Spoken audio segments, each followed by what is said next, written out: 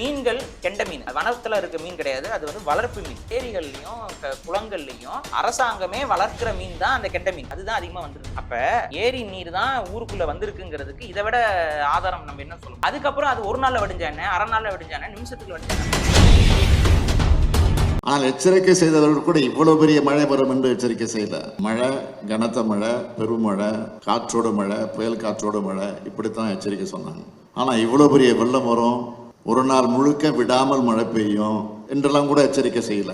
எப்படா நீங்க இங்க என்ன செஞ்சிருக்கணும் அப்படின்னா, பல ஏரிகளை கட்டியிருக்கணும். இப்ப இன்னைக்குமே இந்த அதிகாரிகள்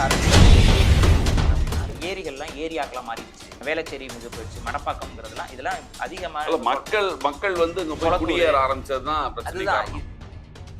இங்கதான் இவங்க பண்ற பெரும் தப்பு என்னன்னா, நல்ல தண்ணியை கொண்டு போய் கடல்ல விடுறது ஒரு அறிவாளித்தனம். இதுதான் நம்ம கேட்க வேண்டிய கேள்வி அரசாங்கம். நீங்க எந்த ஒரு பாடத்தையும் கற்றுக்கொள்ளாமல் திரும்ப ஒரு சதுப்பு நில பகுதிக்கும் அங்க பல ஆயிரக்கணக்கான நீர்நிலையங்கள் இருக்கக்கூடிய பல கிணறுகள் இருக்கு, பல குளங்கள் இருக்கு, பல ஏரிகள் இருக்கு. அந்த இடத்த போயிட்டு நான் திரும்ப அங்க வந்து நான் ஏர்போர்ட் அமைப்பேன். மேட்டுத்தரைகள்ல ஏர்போர்ட்னால செய்ய முடியும். கவுன்சிலரை போய் தாக்கி இருக்கிறேன். கவுன்சிலரை போய் தாக்கி அதுக்கப்புறம் வேற ஏதோ ஒரு பகுதியில் ஆர்கே நகர் எம்எல்ஏ வந்து மக்களை தாக்கி ஒரு இதுதான் அரசு செயல்படுமா?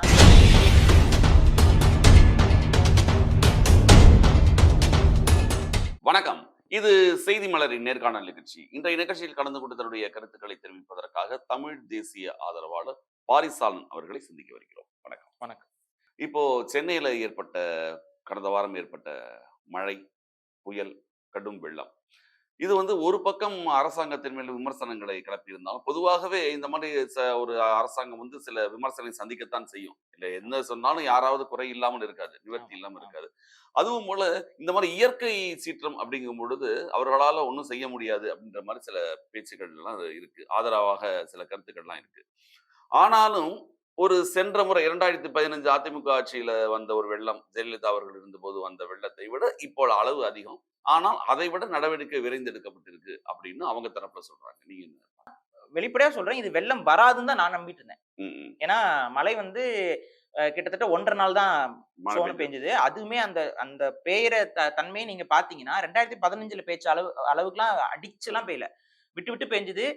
அந்த அடுத்த நாளும் பாத்தீங்கன்னா கொஞ்சம் ரொம்பவே குறைஞ்சிருச்சு மழை. அப்ப சரி எப்படியும் தண்ணி வராதுங்கிற நம்பிக்கையில வந்து எங்க வீட்டை சுத்தி தண்ணி ஃபர்ஸ்ட் நிக்கல. மழை சோன்னு அடிச்சப்ப கூட மழை தண்ணி நிக்கல. அதுக்கப்புறம் திடீர்னு எங்க இருந்து தண்ணி வந்துச்சுன்னே தெரியல. வித்தின் ஒரு 1/2 மணி நேரத்துல எங்க வீட்டுல எல்லாம் தண்ணி வந்துருச்சு. எப்படா மழை பெஞ்சிக்கிட்டே இருக்கு, தண்ணி நீர்நிலை நிரம்புது, அப்ப வந்து உங்களுக்கு கொஞ்சம் கொஞ்சமா இன்க்ரீஸ் ஆகும்.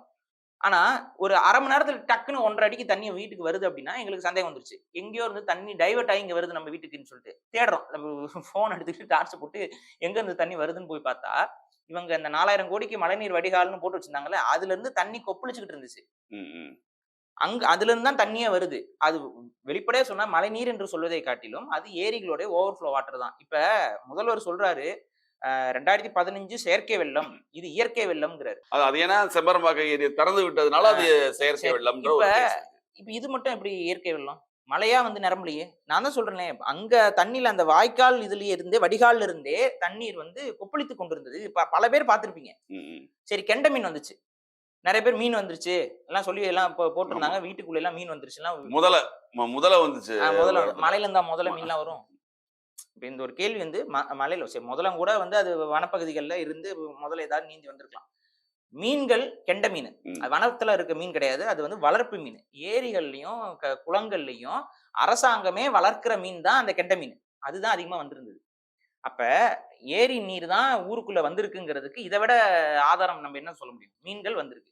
அப்ப இதுல என்னன்னா ஏரி நீங்க சொல்றீங்க செயற்கை வெள்ளம்னு அங்க சொன்னீங்களே, இதுவும் செயற்கை வெள்ளம் தான். அந்த கணக்குப்படி பார்த்தா அவங்க பண்ணது செயற்கை வெள்ளம், மக்கள் சாவட்டும் பரவாயில்லன்னு சொல்லி நட்ட ராத்திரி இரவு திறந்து விட்டது செயற்கை வெள்ளம் அப்படின்னா இதுவும் செயற்கை வெள்ளம் தான். நீங்க எத்தனை மணிக்கு திறந்து விட்டீங்க? நீங்களும் வெளிப்படையா சொல்றேன், எங்க வீட்டுக்கு அந்த நீர் ஏறினப்ப அது ஒரு 3:30 மணி இருக்கும் இரவு. நாங்க தூங்கவே இல்லை. 3:30 மணி 4 மணி வரைக்கும் தூங்கவே இல்லை. எப்படி நான் தூங்கினேனே எனக்கே தெரியல. அது அப்படியே ஒரு மாதிரி உட்காந்துருந்தா அப்புறம் தூங்கிட்டேன். அப்ப ஒரு 4-5 மணி வரைக்கும் எனக்கு தூக்கம் இல்லாமல் உட்காந்துருந்தோம். அந்த இடத்துல வந்து பாத்தீங்கன்னா நீங்க சொல்ற அந்த செயற்கை வெள்ளம்ங்கிறது இப்பவும் பொருந்தும்.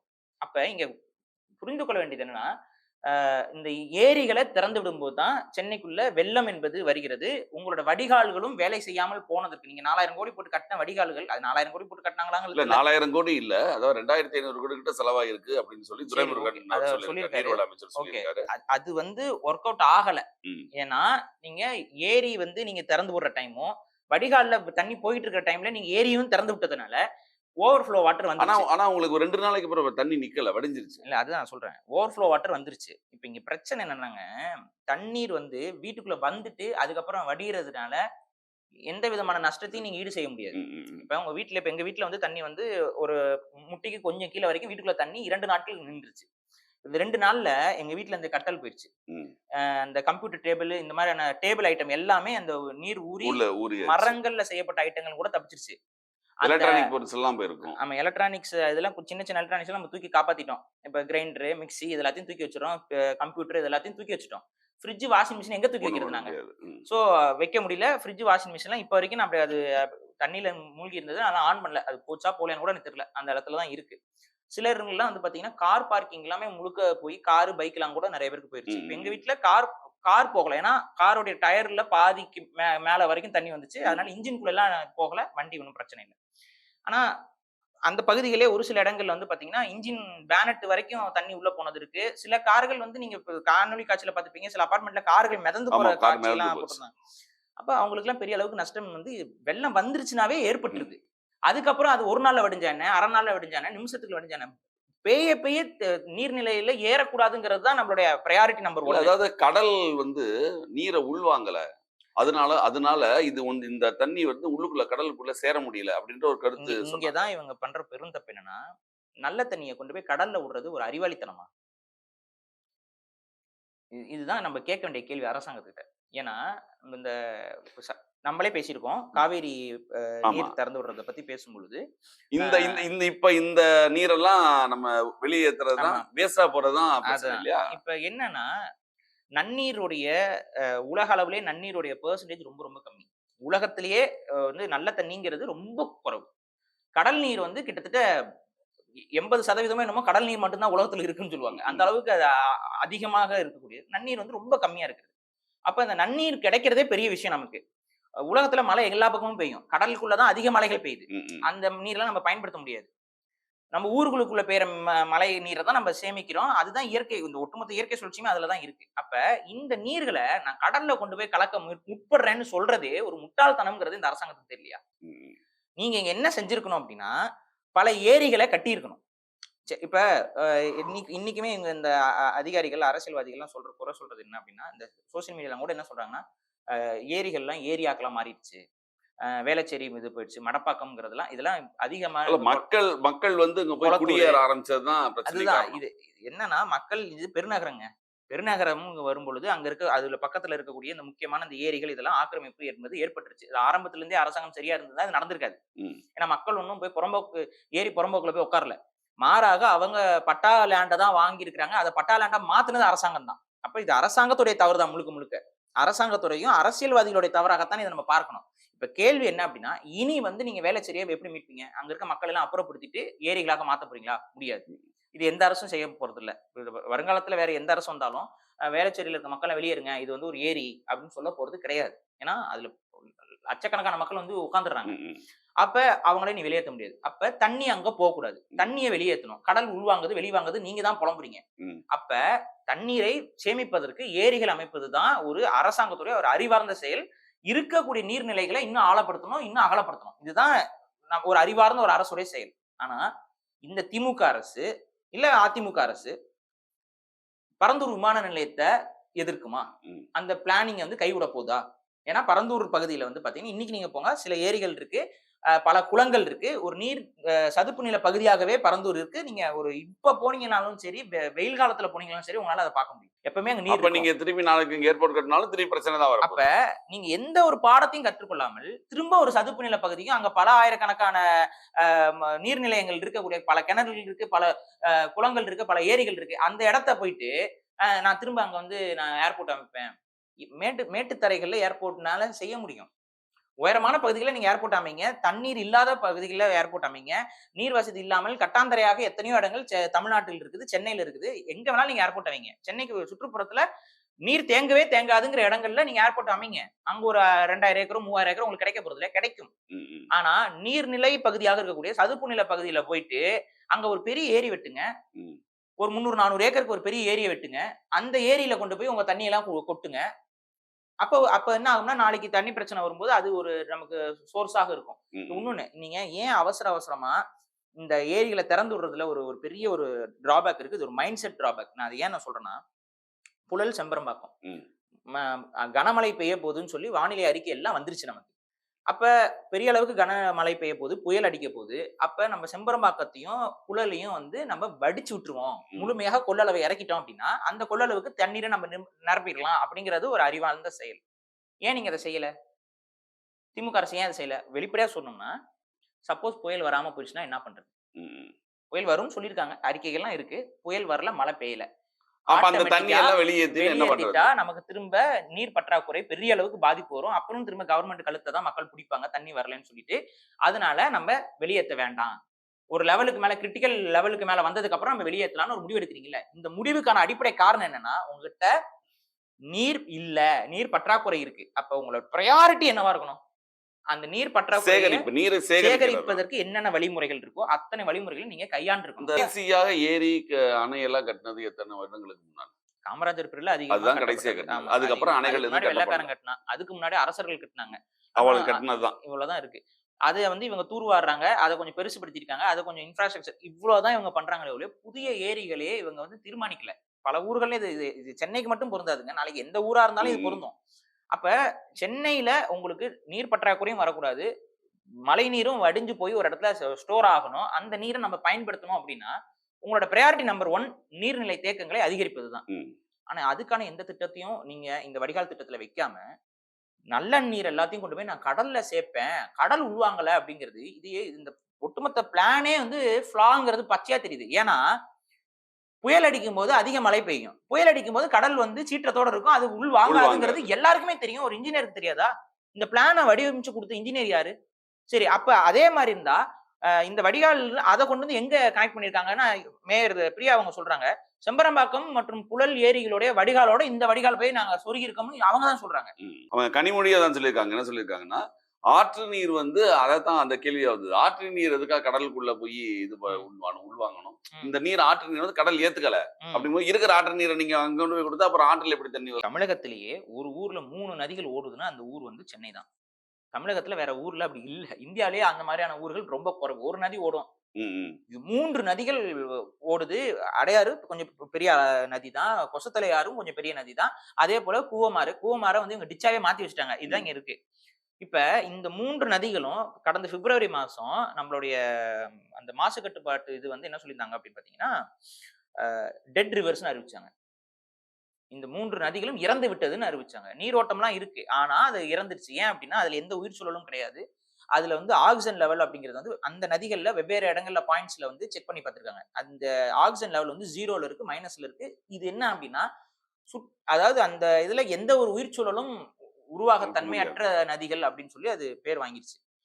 அதுல அப்புறம் வந்து இந்த ஃபீக்கல் மேட்டர் என்று சொல்லக்கூடிய மனித கழிவுகள் மற்றும் மிருக கழிவுகளுடைய அந்த எண்ணிக்கை வந்து பல இடங்கள்ல ஆய்வு செஞ்சதுல அடையார் மற்றும் கூவம் மற்றும் கொசத்தலை இந்த 3 நதிகள்லையுமே 20% எம்ஜி 20 எம்ஜில இருந்து 300 எம்ஜி வரைக்கும் பெர் லிட்டர் ஆஃப் வாட்டர்ல வந்து ஃபீக்கல் மேட்டர்ஸ் இருக்கு. ஸோ அதை நம்ம குடிநீருக்கோ வேற எந்த இதுக்கோ பயன்படுத்த முடியாது.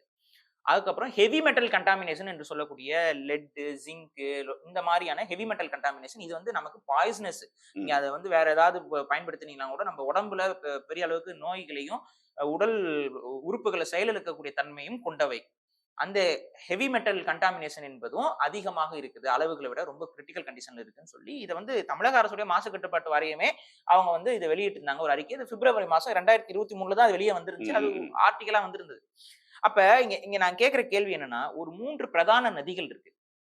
அவங்க கலைஞர் பீரியட்ல கூட வந்து அதை வந்து கூவத்தை சுற்றுலா பகுதியெல்லாம் மாத்தி போட் எல்லாம் விட்டாரு, உங்களுக்கு ஞாபகம்? அப்புறம் ஏன் அது ஃபிளாப் ஆகுது? திரும்ப திரும்ப அது ஃபிளாப் ஆகுறதுக்கு காரணம் என்னன்னா, நதிகள்ல டைரக்டா கழிவை கொண்டு போய் கொட்டுற வழக்கம் உலகத்துல ஒரு காலத்துல இருந்துச்சு. லண்டன்ல எல்லாம் ஒரு காலத்துல இருந்துச்சுல. அப்ப அவன்லாம் வந்து அந்த அந்த மஞ்சக்காமாலை இந்த மாதிரியான நோய்கள்லாம் அனுபவிச்சதுக்கு அப்புறம் நதிகள்ல, குடிநீர் கிடைக்கக்கூடிய இடங்கள்ல, நீர்நிலைகள்ல நம்ம வந்து டைரக்ட்டா கழிவுகள கொட்டக்கூடாது. அது ப்ராசஸ் பண்ணி அந்த ப்ராசஸ்டு வெ இததான் கொட்டணும்.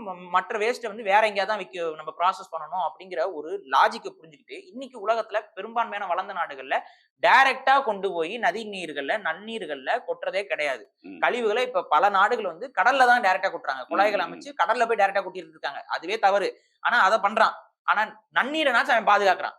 நீங்க நல்ல தண்ணியும் பாதுகாக்கிறது இல்ல, கடல் தண்ணியையும் பாதுகாக்கிறது இல்ல. என்னத்த தான் நீங்க பாதுகாக்கிறீங்க? அப்ப இந்த ஒரு கேள்வி என்பது ம். உருவாயிருக்கு. அப்ப இந்த 3 நதிகள முதல்ல நீங்க என்ன செய்யணும்னா, உங்களோட இந்த 4000 கோடி ப்ராஜெக்ட்ல இன்னும் 2000 கோடி மிச்சம் இருக்குன்னு சொல்றீங்க. இன்னும் ஒரு 2000 கோடி கூட நீங்க எக்ஸ்ட்ரா பண்ணிக்கோங்க.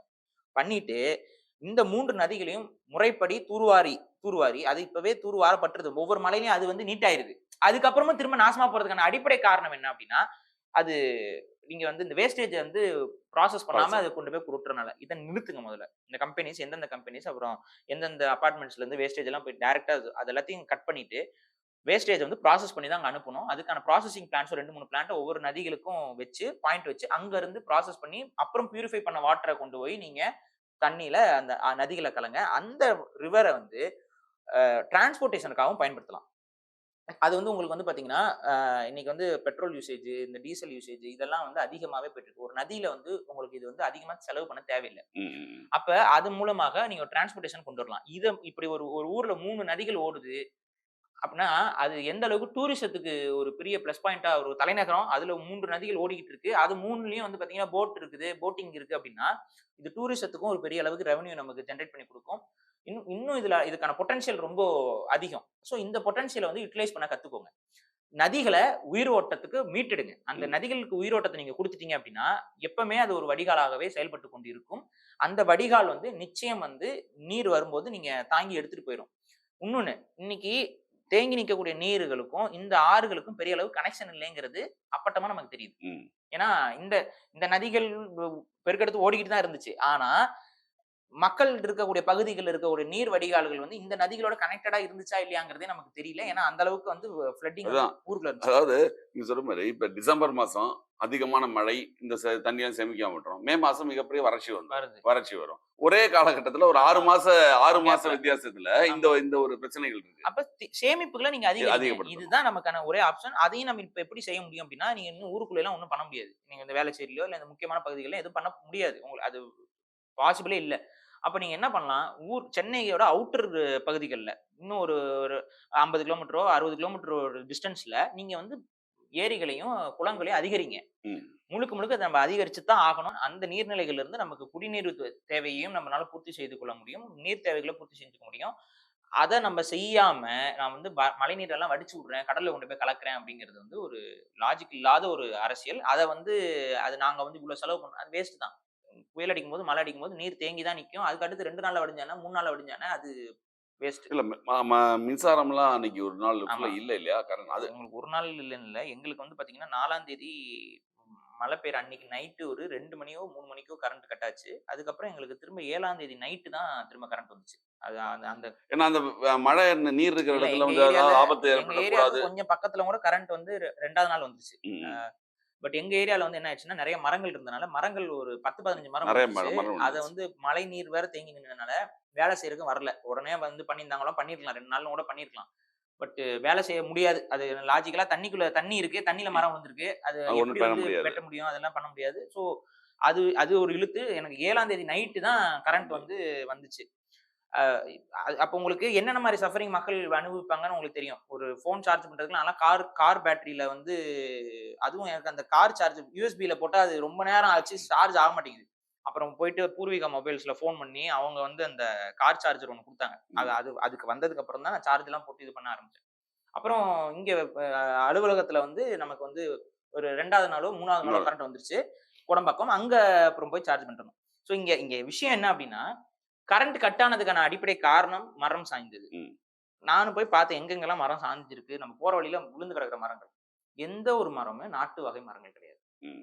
எல்லாமே இந்த அழகுக்காக நடக்கூடிய வேகமா வளரும்ங்கிறதுக்காக இந்த தூங்கு மூஞ்சி மரம்னு ஒண்ணு சொல்லுவாங்க. ம். ம். அந்த மரங்கள தான் அதிகமா நட்டு வச்சிருக்கீங்க. சென்னையுடைய முக்கிய சாலைகள்ல, ஊர்கள்ல, இந்த இடங்கள் எல்லாம். அந்த மரம் எல்லாமே உடைஞ்சு உடைஞ்சு விழுகுது. ஒரு புயலுக்கு தாங்க மாட்டேங்குது. ஆனா வேப்ப மரம், நீங்க வந்து புங்க மரம், புங்க மரம். அதுக்கப்புறம் வந்துட்டு அரச மரம், இவைகள் எல்லாம் ஒண்ணும் சாயல, ஒண்ணும் ஆகல. ஒரு நாவல் மரம் இதெல்லாம் அப்படியே தான் இருக்கு. அப்ப நீங்க சாஞ்சிருக்க மரங்கள்லாம் என்னன்னு நீங்க பார்த்தீங்கன்னாவே உங்களுக்கு தெரியுது. எல்லாம் வெளிநாட்டு மரங்கள். அழகுக்காக கொண்டு வந்து நட்டது. அந்த ஏரியா மக்கள்லாம் சும்மா நட்டுருப்பாங்க அழகுக்காக. அந்த மாரி மரங்கள் தான் சாயுது.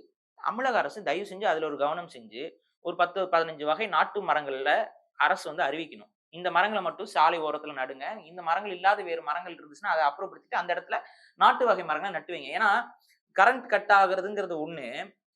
இது உயிர் பாதிப்பையும் ஏற்படுத்திடுது. இப்ப ம். மின்சாரம் அதுக்கப்புறம் விட்டா கூட அதுலயும் இறந்தாங்கல்ல. இப்ப ஒருத்தர் ஆமா. அதிமுக ஒரு ஆளு நிவாரணத்துல இருந்தவரு மின்சாரத்துல இறந்துருக்காங்க. இறந்துட்டாரு. அப்ப இந்த சிக்கல்லாம் கொஞ்சம் அவாய்ட் பண்ணலாம், கொஞ்சம் தவிர்க்கலாம்.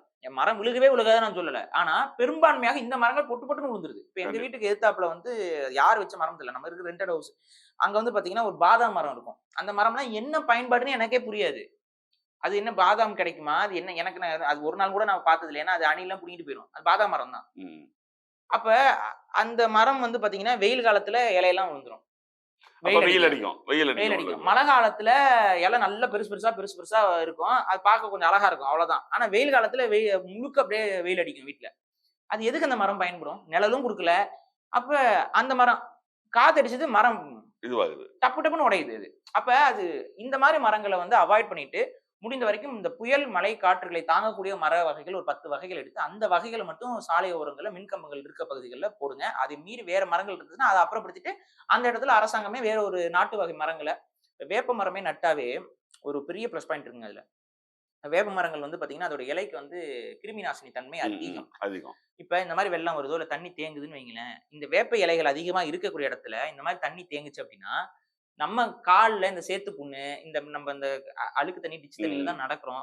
அப்ப அந்த டிட்ச் தண்ணீல நடக்கும்போது நமக்கு ஒரு வித்தின் 2 டேஸ்ல வந்து பாத்தீங்கன்னா, அரிப்பு எடுத்துரும். ம். கால்ல ம். ஸ்கின் இன்ஃபெக்ஷன் வரும். அப்ப இந்த வேப்ப இலைகள் அதுல இருந்துச்சு அப்படின்னா, முடிந்த வரைக்கும் அந்த கிருமிகளோட வளர்ச்சிய வந்து தடுத்துரும். நமக்கு வந்து கால்கள் வந்து கொஞ்சம் அட்லீஸ்ட் வெள்ளம்லாம் வரும்போது நமக்கு அந்த நோய் நொடி இல்லாமல் இருப்பதற்கு ஒரு கண்டிப்பா. வலுவா இருக்கும். அதனால இந்த வேப்ப மரங்கள நடுறது வந்து அது காற்றும் நல்ல வாசனையான ஒரு மரம். அதனால வேப்ப மரங்கள நடணும்ங்கிறது நம்மளோட கோரிக்கையா அரசுக்கு வைக்கிறோம். தயவு செஞ்சு அத செய்யுங்க. இது எல்லாத்தையும் கவனம் இல்லாம இருக்கும்போது, நமக்கு இழப்பு என்பது பெரிய அளவுக்கு அதிகமா இருக்கு. வரும். சின்ன சின்ன விஷயங்கள நம்ம சரி செஞ்சுக்கிட்டோம்னா, இந்த இழப்புல இருந்து தவிர்த்திருக்கலாம்ங்கிறது தான் சொல்றது.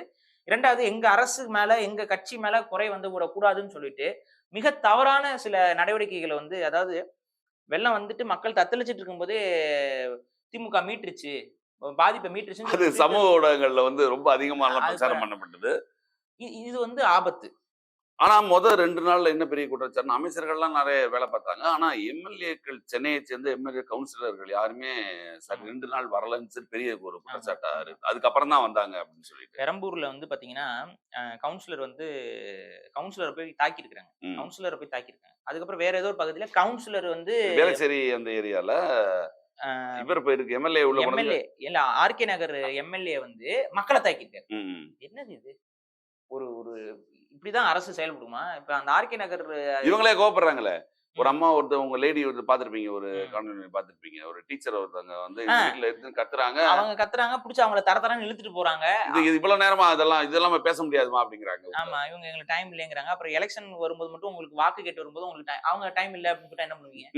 அப்ப இது இது அது இத்தனைக்கும் உதயநிதி அங்க தான் நிக்கிறாரு. என்ன ம். நீங்க தலைவரு? உதயநிதி நீங்க தான் நிக்கிறீங்க. அந்த அம்மாவ வந்து ஒரு மாரி ஒரு இழுத்துட்டு போறாங்க. நீங்க நீங்க தடுத்து நிப்பாட்டிட்டு இருங்க வரணும்ல, பேசணும்ல.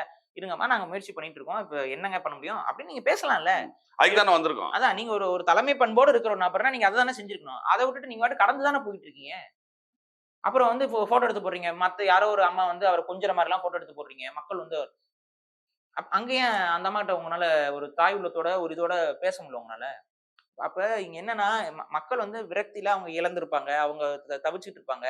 இங்க நம்ம வீட்லயே வந்து பாத்தீங்கன்னா, அ டாய்லெட் இது எல்லாமே வந்து பாத்தீங்கன்னா, ஃப்ளட் ஆயிருச்சு. ம். தண்ணீல ஃப்ளஷ்லாம் எதுவுமே வேலை செய்யாது.